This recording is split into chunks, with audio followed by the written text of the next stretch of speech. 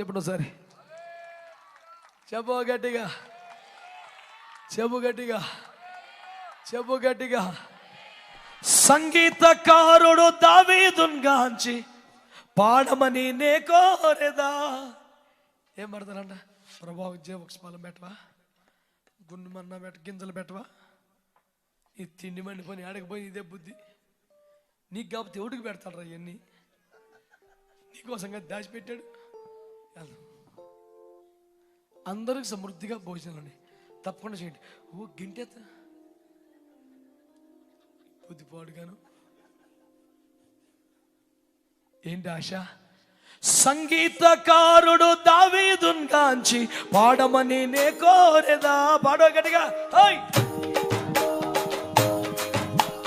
పాడమని నే కోరెదను, నాట్యమాడెదను, నే నాట్యమాడెదను, నాట్యమాడెదను, నేను నాట్యమాడెదను.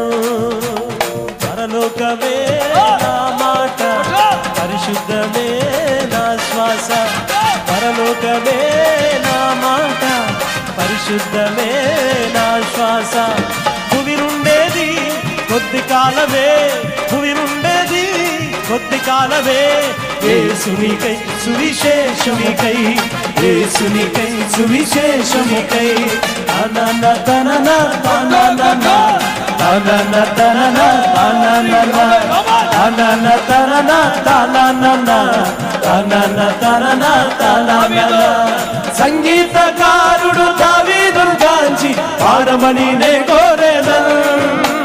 సంగీతకారుడు దావీదును గాంచి పాడమని నే కోరెదను. నాట్యమాడెదను, నే నాట్యమాడెదను, నాట్యమాడెదను, నే నాట్యమాడెదను. తనన తనన తనన తనన తనన తనన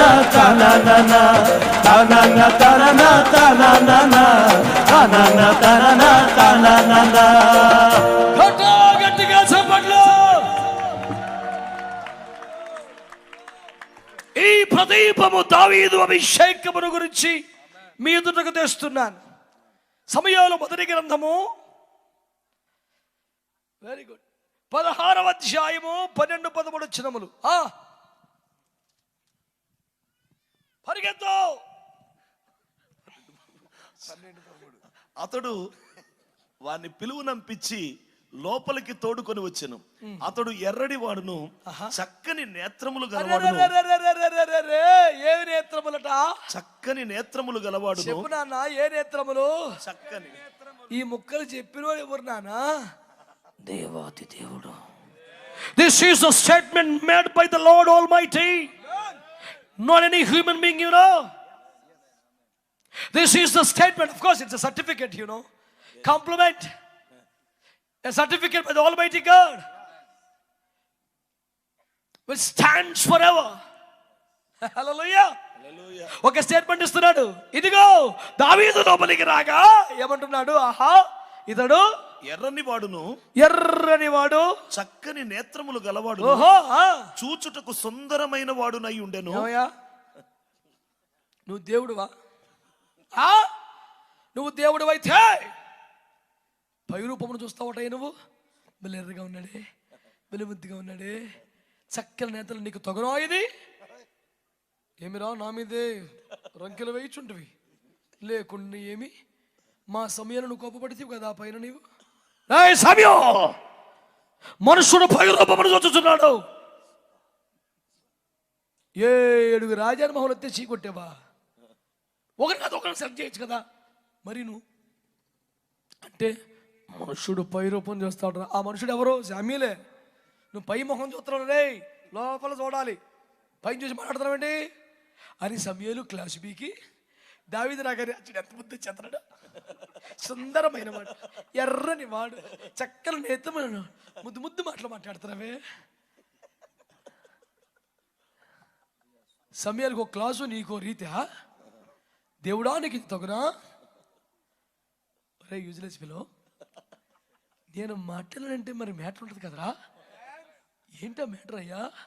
నిజమే, నేను చెప్పింది పై రూపం కాదు. ఆడి ఎర్రగా ఎందుకుంటాడు? అడవిలో గొర్రెలు కాసుకున్నాడు.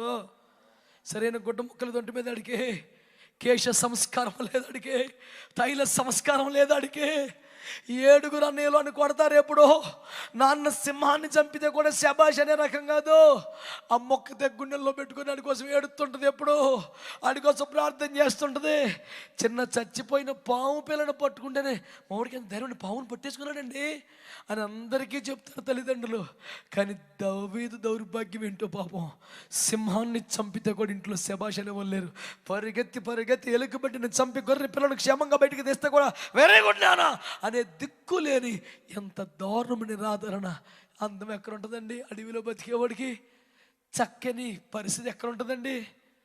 కానీ దేవుడు అన్నాడు, అతడు సుందరమైన నేత్రములు కలిగిన వాడు. వెలురూపులో అతను అందం ఎక్కడ ఉంటుందరా? నేను చెప్పింది అంతరంగాన్ని చూసే. ఏంటో చూపు. సింహములో సింహము కనపడలేదు దావీదుకి, ఎలుగుబంటిలో ఎలుగంటి కనబడలేదు దావీదుకి, గొలియాతులో యోధుడు కనబడలేదు దావీదుకి. ముగ్గురిలో కూడా 2000 సంవత్సరాల క్రితం చచ్చిపోయి ఓడిపోయిన శత్రువే కనబడుతున్నాడు. అందుకనే మొదటి సమయంలో 17వ అధ్యాయంలో 37 దగ్గరలో 35లో మాట్లాడుతున్నాడు. ఇదిగో సింహం ఒకటి, ఎలుగుబంటి ఒకటి రాగా నేను వాటిని అనలేదు, నేను దానిని అంటున్నాడు. అది గ్రామటికల్ మిస్టేక్ ఏమో, ప్రింటింగ్ మిస్టేక్ ఏమో అని ఇంగ్లీష్ బైబిల్ చూస్తే కూడా సింగులరే వాడాడు, హిందీలో సింగులర్ వాడాడు. ఏందయ్యా అన్ని భాషలో ఇదే పొరపాటు ఉందంటే, పొరపాటు నీ దగ్గర ఉందని శాస్త్రి అన్నాడు. ఏంటంటే నేను బయలుపరిచాను. అది ఏం బయలుపరిచావు దావీదు కనుక? అది సింహము రూపంలో వచ్చిన, ఎలుకబంటి రూపంలో వచ్చిన, గొలియాతు రూపంలో వచ్చిన వాడు ఆడే. ఇప్పటికే ఓడిపోయిన వాడు, తలచెతో కొట్టబడిన వాడు, పళ్ళు రాలిపోయిన వాడు, ఆయుధములు లేనివాడు, నిరాయుధునిగా చూపెట్టబడిన వాడు. అందుకనే సౌలా ఈ నిమిత్తం భయపడగా అని ఎప్పుడో కొట్టేశాను నేను అని చంపేస్తానన్నాడు. గొలియాతు కొలతలు చూసిన వాడు కాదు, సింహం పంజా చూసిన వాడు కాదు, ఎలుకబంటి క్రౌర్యం చూసిన వాడు కాదు, వాటిలో ఓడిన శత్రువును చూసిన వాడు. అతని చూపు దేవుని చూపు, అతని కన్ను దేవుని కన్ను. అందుకనే చక్కని నేత్రములు కలిగిన వాడు. అంటే 3వ అభిషేకం ఏంటి తెలుసా? దేవునిలా చూచే అభిషేకం. God's perspective, god's view. ఒక విషయాన్ని దేవునిలా చూస్తాడన్నమాట, దేవునిలా చూస్తాడన్నమాట. అందరు గొలియాతులో పరాక్రమశాలి కనపడ్డాడు అందరికి. దావీదుకి మాత్రం ఏ సున్నతిని ఫేస్డే. ఆఫ్టర్ ఆల్ రేయ్, నిశ్చయముగా వచ్చుచున్న మనుషులు చూచితివే అతడు. ఆఫ్టర్ ఆల్ సార్ వాడి ఆయుధములు కత్తి సున్నత లేనాడు. అడిగి ఏమున్నాయో అందరూ చూస్తున్నారు, అడిగి లేవో దావీదు చూశాడు. చక్కని నేత్రములు కలిగిన వాడు.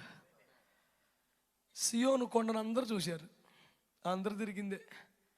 అక్కడికి వచ్చేప్పటికి దావీదుకి ఏదో కరెక్ట్ అయింది.